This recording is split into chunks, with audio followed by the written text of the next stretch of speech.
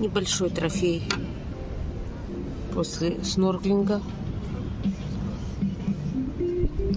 Это рыбка, ну такая небольшая. Тут вот ракушки. И тут был, видела я там, что рачок где-то живет. Клешню видела. А вот это тоже сломанное, но вон там живет рачок. Сейчас его обратно в море унесу. Вот эти малипуськи. Малипуськи. Хорошенькие. Здесь тоже вон рачок. Прям видно, там шевелится.